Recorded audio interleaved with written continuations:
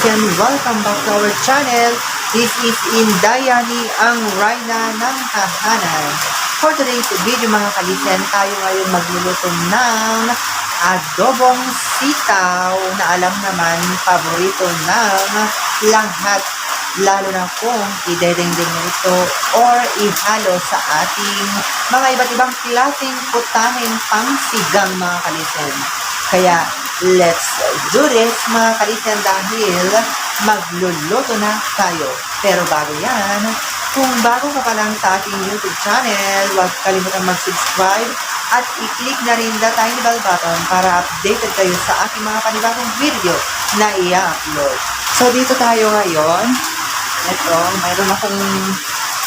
Ito yung ating i-adobo.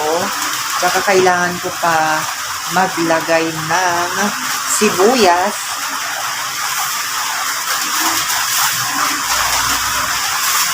And then kuha tayo ng bawang dahil hindi mawawala talaga itong mga rekado natin na pampasarap sa ating mga luto. So, himayin natin yung sitaw mga kalisen. Ito, isang tali. So, kasya na sa aming limadang Brasilia.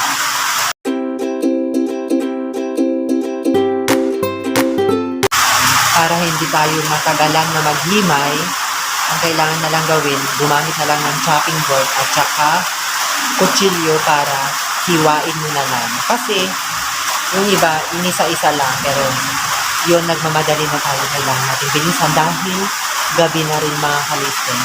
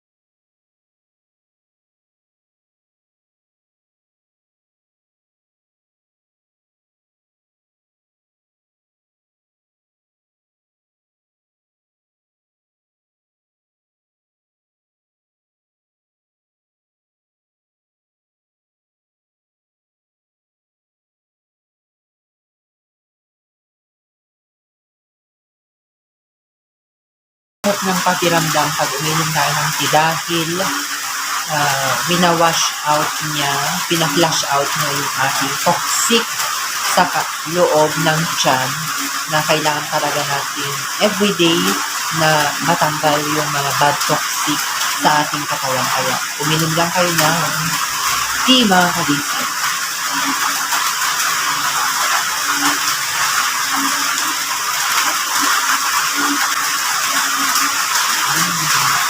So, ituloy na natin yung lulutuin natin na adobong sitaw.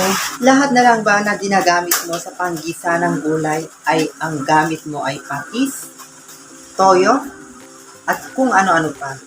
Subukan natin ang bagoong dahil ito yung kakaibang sarap na naibibigay sa ating mga pang-araw-araw na pagkain.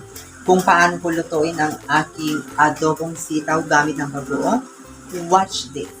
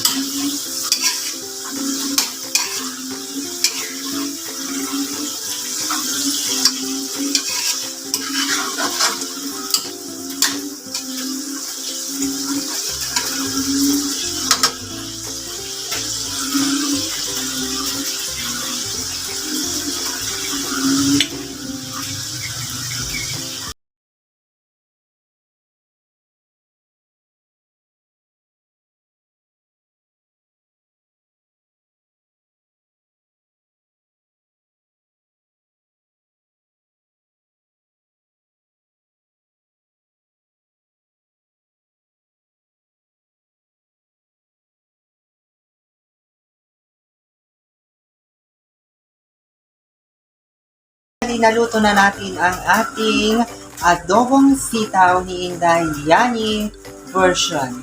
So, ang ginamit ko, bagoong lang mga kalisen at hindi ito toyo. Ito yon aking sitaw na adobo na bagoong ang ating ginamit. So, continue to follow my page, Unofficial Yani, and of course, my YouTube channel, Unofficial Yani. And please, like and share mga kalisen. Thank you for watching. Bye!